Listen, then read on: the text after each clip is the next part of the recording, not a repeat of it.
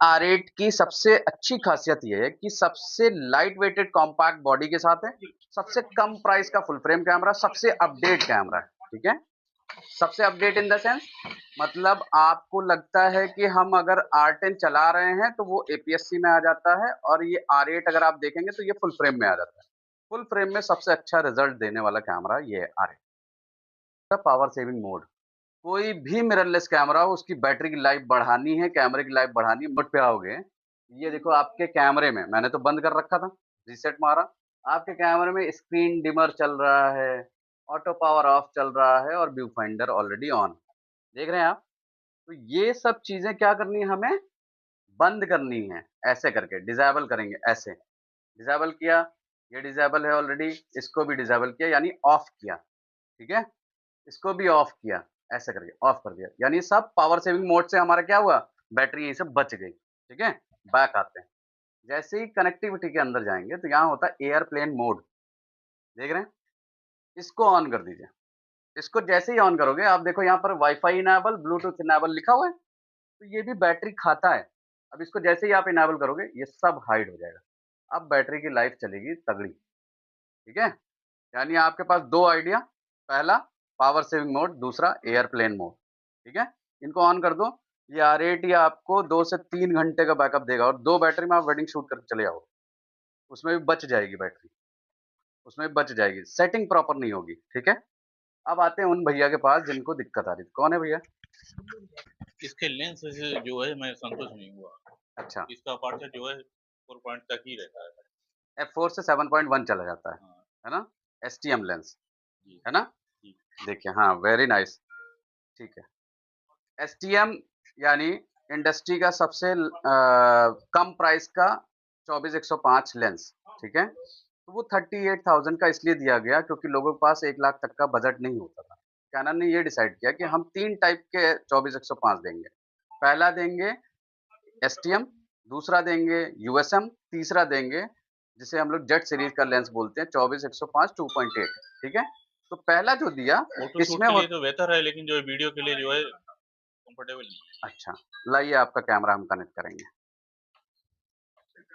Battery है इसमें? Cap निकाल लीजिए।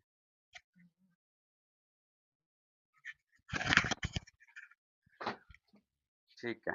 अब हम भैया का कैमरा लगाते हैं, ठीक है? मेरे कैमरे में हो सकता है हमने कुछ कर रखा हो, लेकिन हम इनके कैमरे में करके देखते हैं।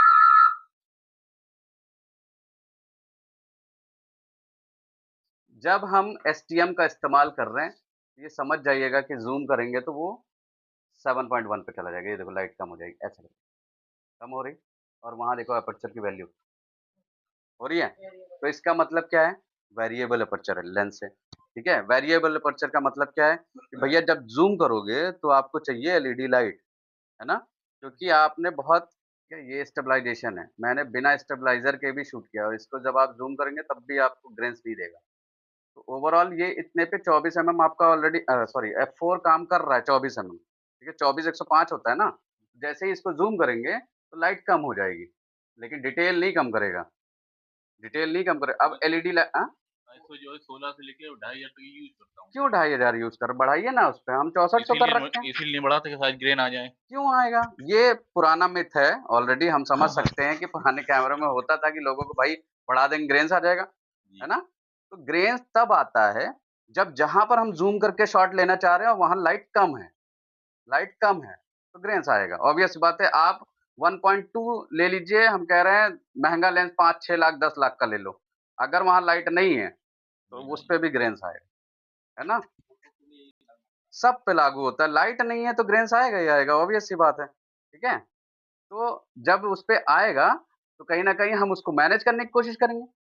2000 का एलईडी लाइट आता है, 1800-2000 का, कोई भी सिम्पैक्स, वेलबॉन किसी का भी लो, छोटा-सा लगाओ यहाँ पर, इसी एसटीएम से रिज़ल्ट निकाल कर के दिखाएँगे हम, इसी एसटीएम से। हम इसी से निकालेंगे और प्रॉपर निकालेंगे ट्रेडिशनल और सिने के साथ और एलईडी लाइट का इस्तेमाल करेंगे, मोनोपोड इस्तेमाल करेंगे, दैट्स इट, दोनों है मेरे पास। है ना? तो कहने का मतलब है जब भी कभी आप वीडियो पर जाएँगे, तो सबसे पहले तो आप एक एक लोगों की गलती भी होती है, मालूम क्या? गिम्बल, मोनोपोड, ट्राइपॉड इस्तेमाल कर रहे हैं, तो स्टेबलाइज़र ऑन कर लेते हैं। ये किया जाता है? नहीं किया जाता, ठीक है? इस पे भी दिक्कत है। लोग ये परेशान हो जाते हैं कि भैया ये शेक क्यों कर रहा है? तो ऑलरेडी आप स्टेबलाइज़ करके चल रहे हो और उसको मोनोपोड, ट्राइपॉड पे लगा रहे हो, फिर भी ऑन कर रहे हो। अरे अपनी बॉडी को भी तो कंट्रोल करो, ये तो ऑलरेडी रुक गया, एक जगह रुक गया ना भाई। अब लेकर के आप दौड़ेंगे तो स्टेबलाइज़र ऑन करने की ज़रूरत ही क्या है? गिम्बल पे लगा दिया, स्टेबलाइज़र ऑन कर दिया, फिर कहते हैं मोटर खराब हो गया गिम्बल का। अरे तो खराब होएगा ही, इसका भी चला रहे हो, उसका भी चला रहे हो, तो खराब तो होना ही है ना? तो ज़ाहिर-सी बात है कि थोड़ा बहुत सिस्टमैटिक वे से आना है। वीडियोग्राफ़ी में कीप कूल माइंड के साथ आपको ध्यान रखना है, ठीक है? ओके। अब आप बताइए और क्या दिक्कत है? बस यही थी। यही है? तो ये एसटीएम है, बुरा लेंस नहीं होता। कोई भी लेंस, कोई भी बॉडी खराब नहीं होती है, हमारा चलाने का तरीका कैसा है वो डिपेंड करता है, ठीक है?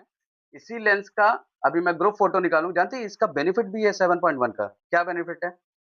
जब स्टेज पे पब्लिक खड़ी रहती है, यानी पूरा परिवार खड़ा है, अब आपको शॉट लेना है, तो एपर्चर तो भैया ले जाते हो ना 7.1 तक, हैं? फ्लैश लगाओ, खट से क्लिक मारो, ये देखो यही लेंस काम कर जाएगा। कहोगे यार ये रिज़ल्ट अच्छा है यार। तो क्यों अच्छा आया? क्योंकि ये रिस्ट्रिक्शन तो नहीं लगा रखा ना कि F4 पे ही फिक्स रहेगा।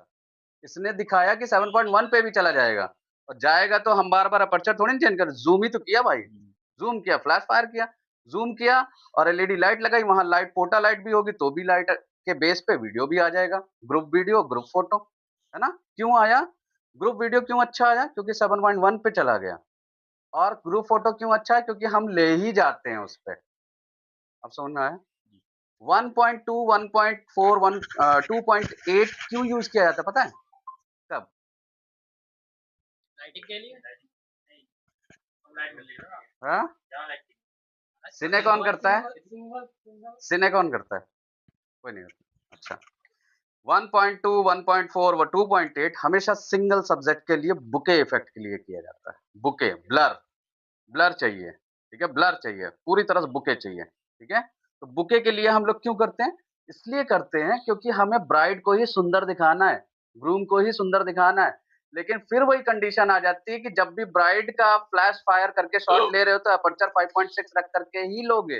दादा वो 1.2 पे नहीं लोगे क्योंकि ड्रेस की भी डिटेल दिखानी है, चेहरे की भी दिखानी है, पूरी डिटेल दिखानी पोर्ट्रेट में, तो 5.6 तो फ्लैश एपर्चर वैल्यू तो रखोगे, हाँ? 125, 180 करते हो, 250 करके देख लो फ़ोटो पे, मज़ा आएगा और स्मूथ हो जाएगा। वीडियो करते हो आप, तो उसमें भी करके देख लो कि हाँ, 100 है तो हम 200 कर लें, क्या पता उसपे भी ठीक हो जाए। लेकिन गैपिंग सबका सिस्टम होता है ना? ऐसा नहीं कि मन किया तो 180 कर लिया, 160 कर लिया, वो फ्लिकरिंग भी आ जाएगी, ठीक है? तो कहने का आप कैनन की वर्कशॉप लगा रहे हैं आज? किस जगह पे आगे लगा सर रहे हैं? कृष्णा स्टूडियो फर्रुखाबाद और कैनन का वर्कशॉप बेसिकली R8 बना ही वेडिंग फोटोग्राफर के लिए है और it's light weighted compact camera आपको भी यूज करना चाहिए और बहुत ज़्यादा हैप्पी फील करेंगे क्योंकि ये बहुत लाइट वेटेड है और इसका ग्रिप भी बहुत आसान है।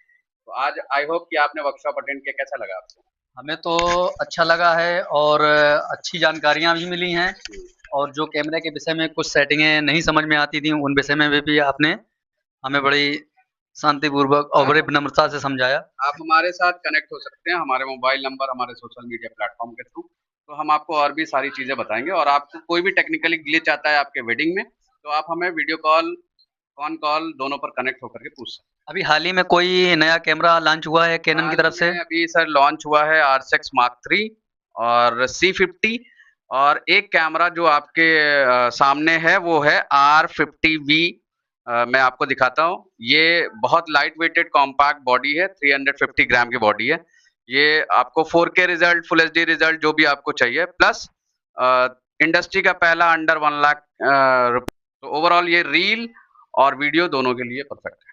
वेडिंग में भी इसका अच्छा यूज है और रिजल्ट परफॉर्मेंस भी अच्छी है। जी, जी, जी। वेडिंग, ब्लॉगिंग, ठीक है? आपको लगता है हमें तो रील इसका शूट जो करना है मेन तो कर सकते बेस है इस कैमरे का, उसका यूज वीडियो के लिए है या फोटो के लिए? हैं।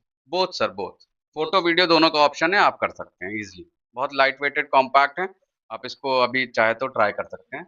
और यहाँ पर आपको रील के लिए देखिए यहाँ पर जैक दिया हुआ है और वीडियो के लिए यहाँ पर जैक दिया हुआ है। तो ये वीडियो का जैक है यानी 60:9 एस्पेक्ट रेशियो और ये 9:16 एस्पेक्ट रेशियो के लिए यहाँ डबल जैक दिए हुए हैं। तो आप इसका यूटिलाइज़ेशन कर सकते हैं, बैटरी बैकअप बहुत अच्छा है। राइट? बहुत बहुत थैंक आपका यू सर, धन्यवाद थैंक जो यू। आपने हम लोगों को ये थैंक यू। मार्गदर्शन किया।